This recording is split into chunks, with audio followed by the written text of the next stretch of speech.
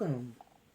Welcome to all my new listeners and all of my day ones. Welcome once again. This is Daily Health, and I am your host, Tony Williams. So, today we're going to be talking about vitamin D. And that's one that we don't talk about a lot, especially during the winter months. But it's kind of, I'd say, one of the most important times that vitamin D is a very big issue.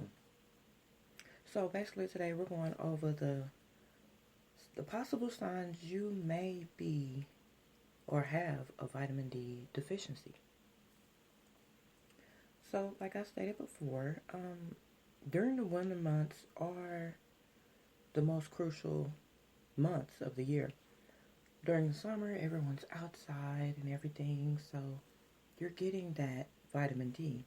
But toward winter, everyone is beginning to get ready for the holidays, spend more time indoors, in front of the TV a little more, starting to get cold outside, so nobody's really wanting to necessarily hang outside. So, now, these are the signs.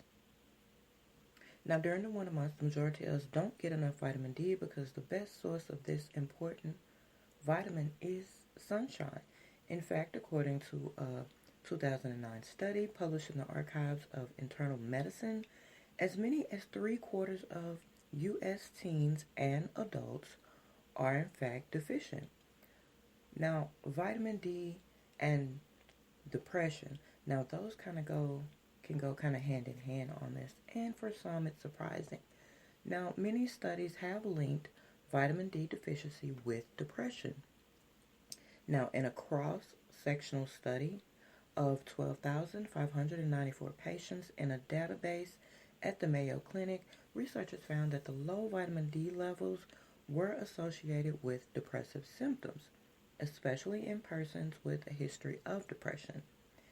Now, in another study published in the American Journal of Clinical Nutrition, researchers evaluated 81,189 women ages 50 to 79 and found that women with higher vitamin D levels who had higher intakes of vitamin D from food sources had less depressive symptoms. Now, vitamin D can affect the function of two important neurotransmitters, dopamine and norepinephrine. So it's kind of really important that we get that. So let's talk about vitamin D and other conditions. Well, of course, vitamin D is important for more than your mood. A 2014 study published in the journal Neurology found that moderate to severe vitamin D deficiency in older adults may double the risk for some forms of dementia. Now, that includes the Alzheimer's disease, prostate cancer. Now, a 2014 study published in the journal Clinic Cancer Research found a link between low blood levels of vitamin D and aggressive prostate cancer in European American and African American men. Erectile dysfunction. Now, a study in 2014 published in the Journal of Sexual Medicine found that men with severe erectile dysfunction, ED for short, had significantly lower vitamin D levels than men with mild ED. Schizophrenia. Now, people who are vitamin D deficient are twice as likely to be diagnosed with schizophrenia as compared to people with sufficient vitamin D levels. Now, that was according to a 2014 study published in the Journal of Clinical Endocrinology and Metabolism. Now, heart disease. Now, a research was done on that as well at the American College of Cardiology's 63rd Annual Scientific Session. Vitamin D deficiency has been linked to more severe cases of heart disease. So, what are the symptoms? But how do you know if you're vitamin D deficient? The best way is a simple blood test. You can go to your primary care physician and they can help you with that. You can request that. You can let them know how you're feeling and your suspicion that you may have vitamin D deficiency. But here are some other telltale signs. Broken bones and stress fractures. Now, one of the critical roles of vitamin D is to help the intestines absorb calcium into the bloodstream. Without enough vitamin D, our body will break down bones to get calcium it needs. In fact, in one study, 50% of women treated for bone loss had inadequate vitamin D levels. So as you can see, this is a big deal, and it should really be discussed. So talk to your doctor about it. If you're noticing anything, make notes of it. Have your little journal. We have journals for food and mood and everything else, so we can have one for our overall health. Now, an adequate vitamin D intake can prevent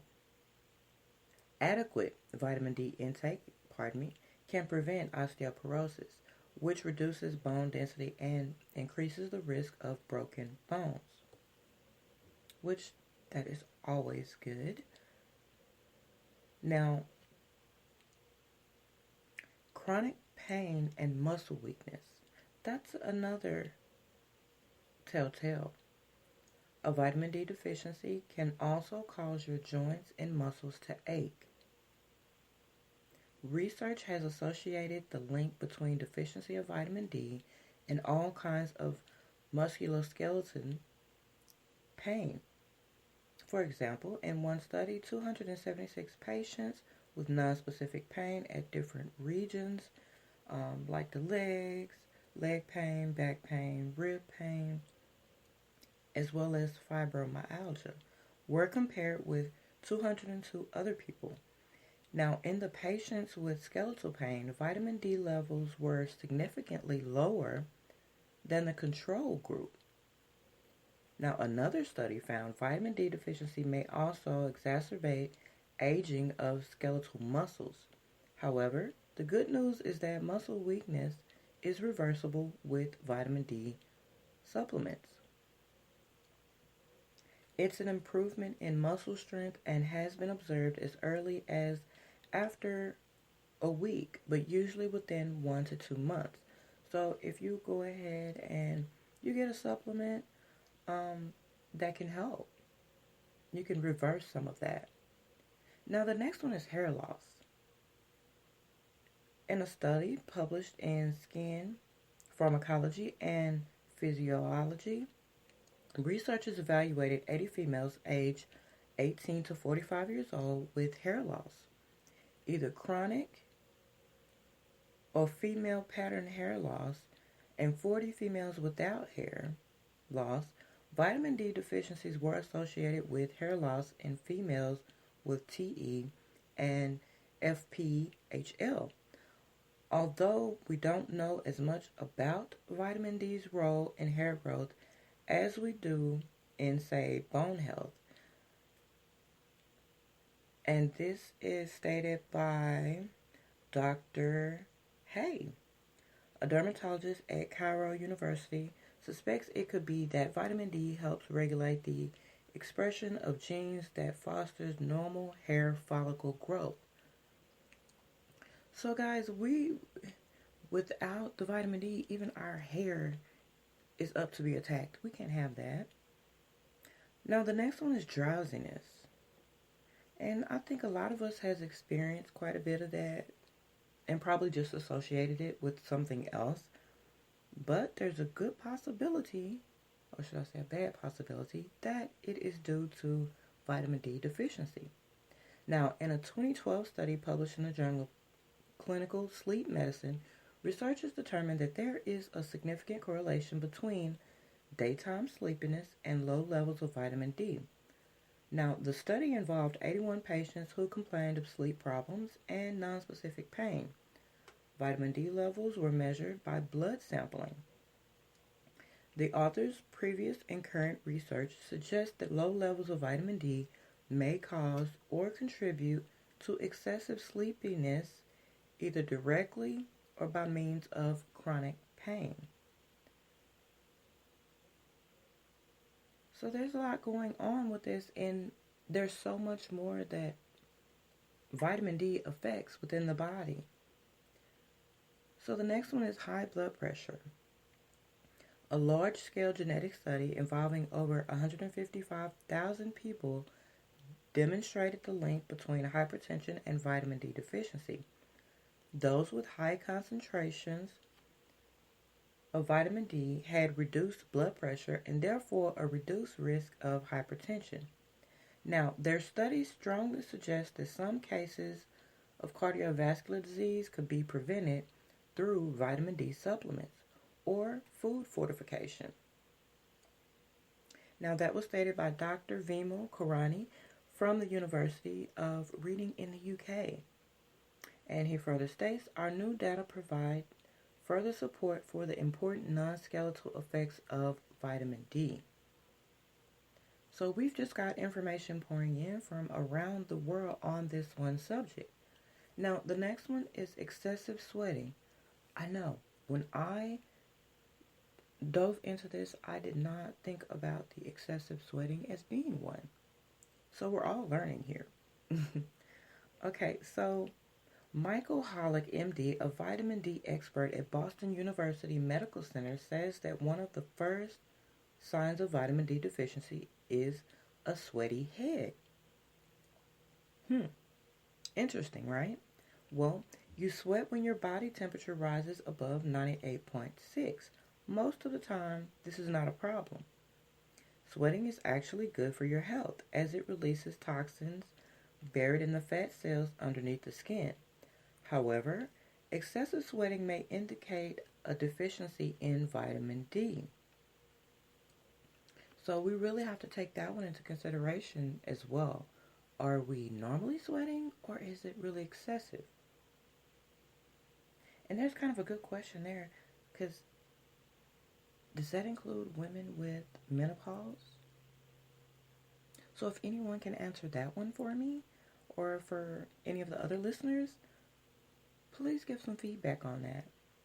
Comment and let me know. Okay, so the next one is low immunity. Vitamin D has an important role for the immune system as well.